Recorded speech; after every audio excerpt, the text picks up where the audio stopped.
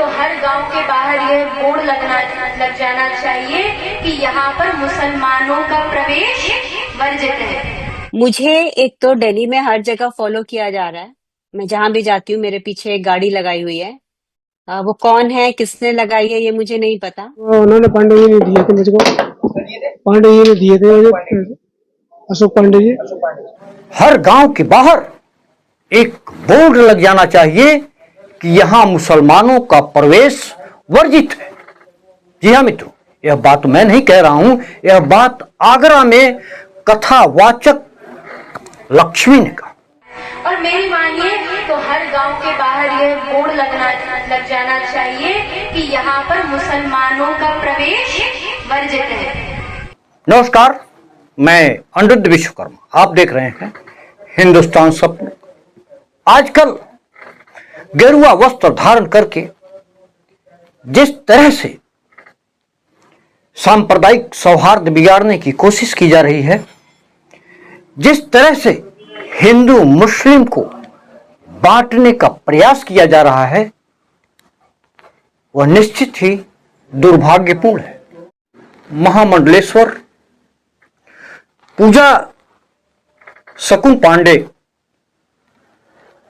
जो गांधी के पुतले पर गोली मारती है,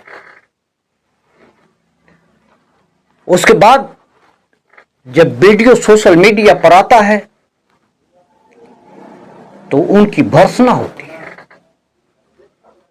अब वह विवादों में फंस गई है। हत्या के जुर्म में नवभारत टाइम्स लिखता है, अलीगढ़ में बाइक शोरूम स्वामी अभिषेक गुप्ता हत्याकांड में नया और सनसनीखेज मोड़ आ गया है।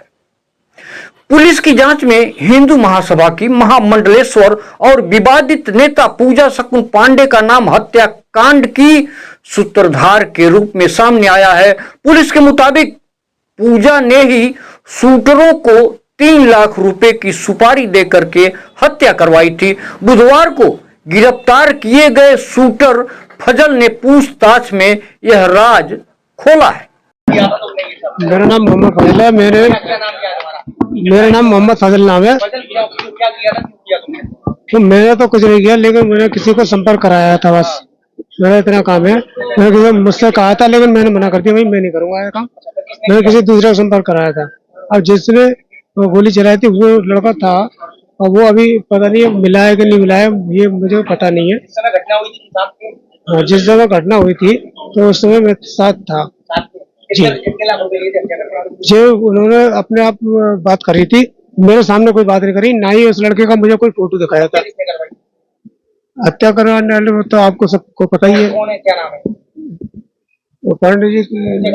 हाँ, वो नाम पांडे जी, ऐसे कुछ पूरा नाम क्या नाम है? अशोक पांडे करके नाम है पूरा। उन्होंने खाली मारने के लिए बोला था, ये नहीं बोला था कि बिल्कुल जान से मारना। मैं तो ये समझा कि मारने के लिए बोल रहे। जैसे तो होता है ऐसा, जैसे हाथवाई करनी होती है तो वो मारा पीटी वो होती है, वो अलग होता है, ऐसा मारना होता है। लेकिन हमें ऐसा का कोई वो नहीं था, ज्ञान नहीं था कि ऐसा होगा। उस लड़के का पता नहीं, वो गए थे, लेकिन वो पता मेरा कोई नहीं लगता। मैं हल्ले में रहता था, उसका कई ऐसे केस हुए, कई विवादों में लड़ाई झगड़े में आया है। तो लड़ाई झगड़े के पर्पज से मैंने उसको भेजा था। पैसे तो उन्होंने पांडे जी ने दिए थे मुझको, पांडे जी ने दिए थे मुझे, अशोक पांडे जी। तो उनको 2016 समथिंग काम किया था मैंने, बिल्डिंग का काम करता हूँ उनका जाकर। पूजा के पति और हिंदू महासभा के प्रवक्ता अशोक पांडे पहले ही जेल भेजे जा चुके हैं, जबकि पूजा शकुन अभी फरार चल रही। इन्होंने भी गेरुआ वस्त्र धारण करके अपराध की दुनिया की बेताज बादशाह थी, लेकिन अब हत्या के जुर्म में फंस गई हैं और फरार हैं। अब तीसरे गेरुआ वस्त्र धारण की बात मैं बताता हूं। दिल्ली के बसंत कुंज नॉर्थ पुलिस स्टेशन में 23 जुलाई को पहली एफआईआर दर्ज होने के बाद ही आरोपी स्वामी चैतन्यानंद फरार हो गया था। इस फरारी के दौरान मथुरा और आगरा के बीच वो 15 दिन से ज्यादा जगहों पर रहा। वो संत के तौर पर कुछ धार्मिक स्थलों पर भी रहा। इसके अलावा उन होटलों या लॉज में भी रहा जहां सीसीटीवी कैमरे न लगे हों। चैतन्यानंद सरस्वती की कहानी को आप जानते ही हैं, न जानते हो तो जान लीजिए। यह इंस्टीट्यूट चलाते थे जिसमें लड़कियों ने आरोप लगाया था, यह आरोप लगाया था कि उनके पास अश्लील मैसेज भेजे जाते थे। 17 लड़कियों ने यह आरोप लगाया था। तब से स्वामी चैतन्यानंद पर पुलिस का शिकंजा कसता गया। ANI के अनुसार पटियाला हाउस कोर्ट के कथित छेड़छाड़ मामले में स्वामी चैतन्यानंद सरस्वती उर्फ पार्थ सारथी को गिरफ्तार कर लिया गया है। अब उनको 14 दिन की न्यायिक हिरासत में भेज दिया गया है।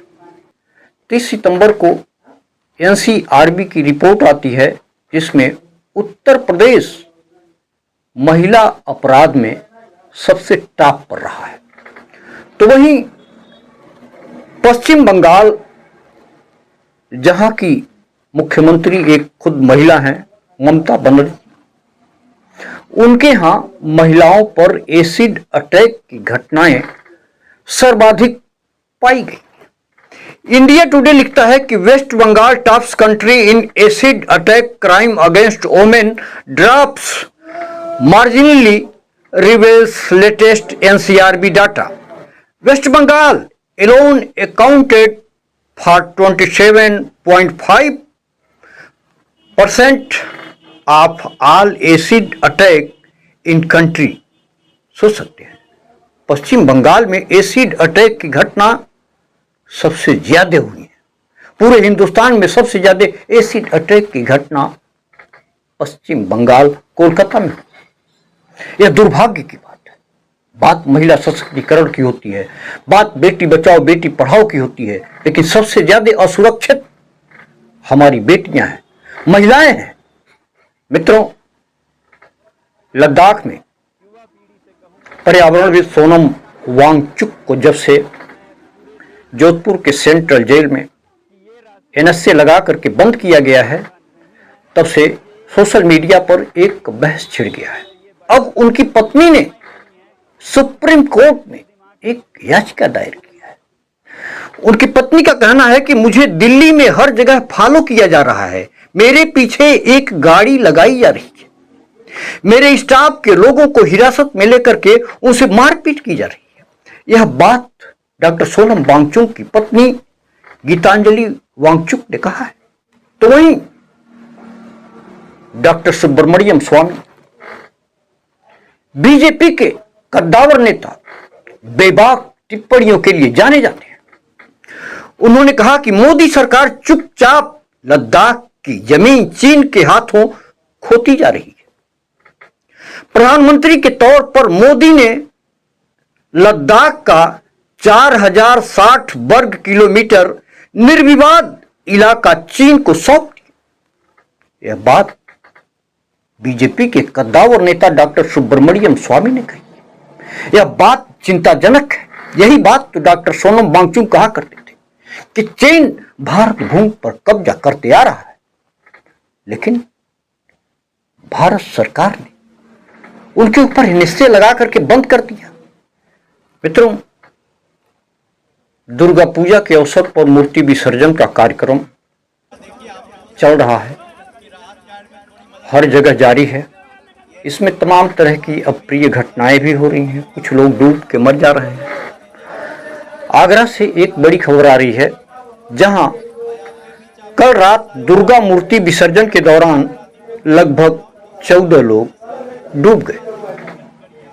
4 लोगों को बाहर निकाला गया, जिसमें 3 की मौत हुई। 9 लोग अभी तक लापता हैं।